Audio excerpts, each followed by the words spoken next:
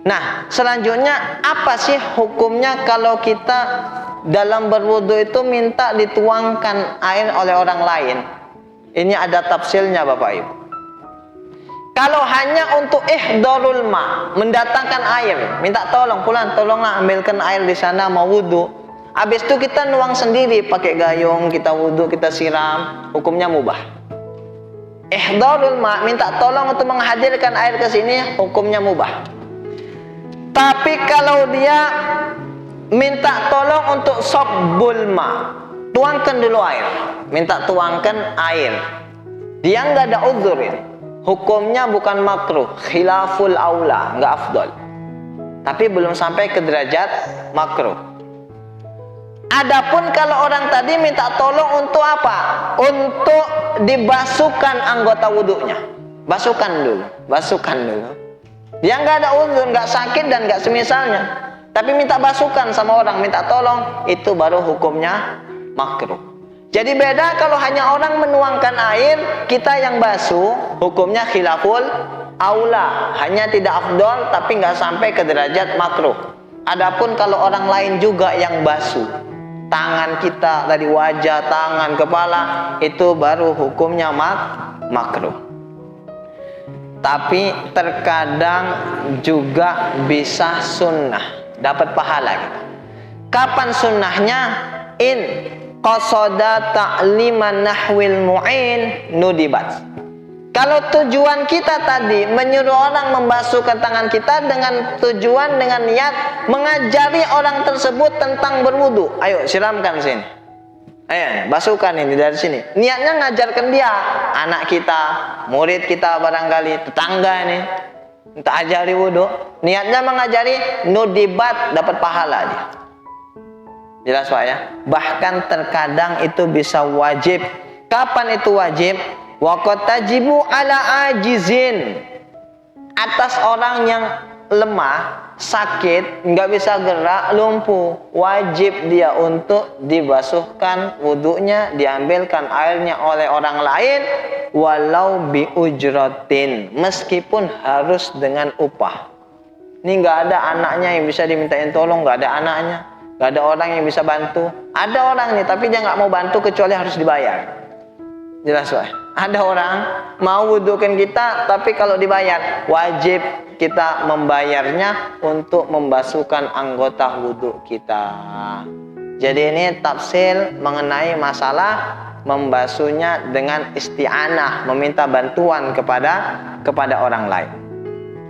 Sunnah berikutnya adalah watarkun nafq. Disunahkan juga untuk meninggalkan mengibaskan anggota wudhu. Ini udah wudhu habis basah, kita gini-gini kan, kita kibaskan air tadi supaya lebih cepat kering. Itu disunahkan meninggalkan itu. Makruh bahkan kalau kita kerjakan itu tadi. Kenapa? Li'ish'ari bi'aradi anil ibadah. Itu menunjukkan dia tuh tidak senang, ada enggan di dalam melakukan ibadah. Juga sunnah meninggalkan tansyif. Apa itu? Meninggalkan mengelap bekasan wudhu. Ini udah wudhu ini sekarang, basah kan, diambil anduk, dilap sama dia. Sunnah meninggalkannya. Jangan dilap bekasan wudhu.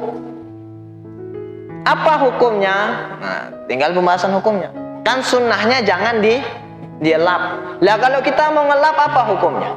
Kalau dia mengelapnya tanpa uzur, hukumnya khilaful aula, gak sampai makruh.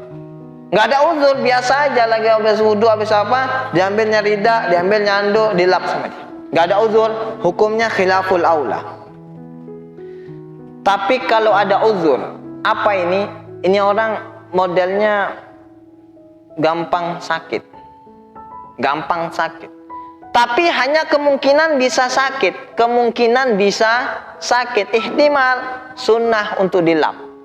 Malah kebalikan nih, sunnah kita ngelap. Jelas Pak ya? Itu kalau ada kemungkinan sakit.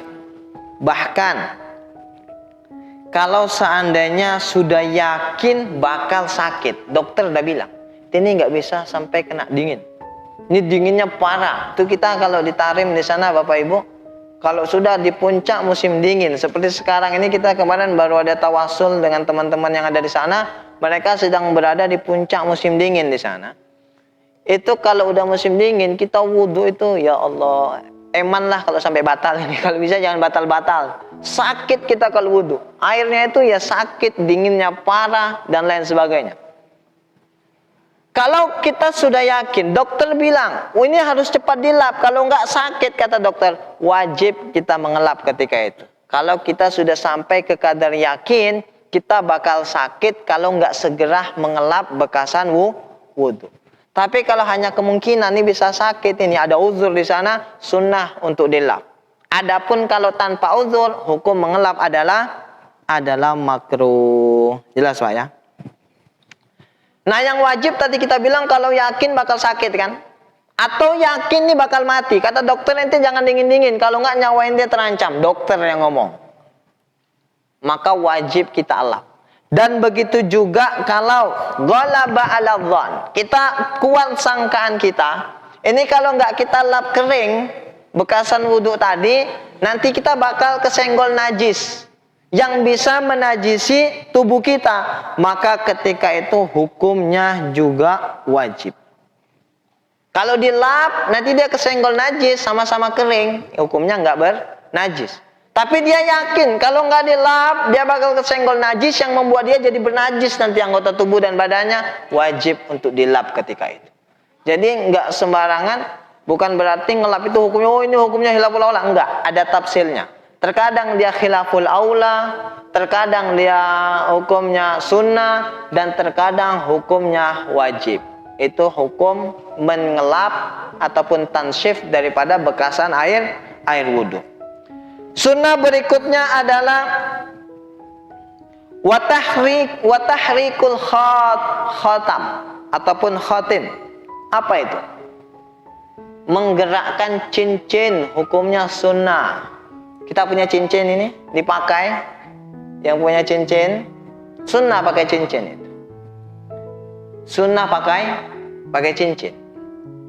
Tapi kalau pakainya dengan niat untuk ittiba'an bin Nabi semata-mata karena ngikut sunnah Nabi. Adapun kalau niatnya mau riya, haram jadinya. Niatnya mau bangga-bangga, mau ujub sama dirinya, menunjukkan sama orang lain, haram dia. Karena riya termasuk maksiat batin. Jelas Pak ya? Tapi pakai cincin kalau niatnya bagus, sunnah hukumnya dapat pahala. Perlu tahu di mana sunnah pakai cincin, di jari sebelah kanan. Di mana yang paling afdol menggunakannya di jari kelingking. Ini sekarang kan enggak, jari jempol pakai cincin. Gede tangannya. Sunnahnya di mana? Di tangan sebelah kanan, dan yang paling afdol adalah di jari kelingking. Ini faedahnya supaya ada bedanya yang hadir taklim dengan gak hadir taklim. Tahu pakai cincin tangan kanan lebih afdol digunakan di jari kelingking. Ya kalau nggak ada yang ukuran kecil, jarinya kekecilan, ya nggak apa-apa di jari manis. Tapi dia yang lebih afdol di jari kelingking. Karena Nabi menggunakannya di sana. Di tangan sebelah kanan dan di jari sebelah kiri. Nah, sunnah menggerakkan cincin ketika apa ini? Ketika berwudu. Kapan sunnahnya? Kalau kita yakin itu daleman cincin tadi, jari jemari kita sudah kena basuhan. Ini enggak pun digerakkan udah basah dalamnya ini, udah kena. Itu baru sunnah menggerakkannya. Adapun kalau kita yakin ini dalemannya karena cincinnya kekecilan, jarinya kegemukan, padat dia, nggak masuk air ke dalamnya kecuali dengan digoyang ini, ditahrik, digoyangkan cincinnya, maka hukum menggerakkannya wajib. Jadi menggerakkan tadi sunnah kalau yakin sudah masuk air ke dalam.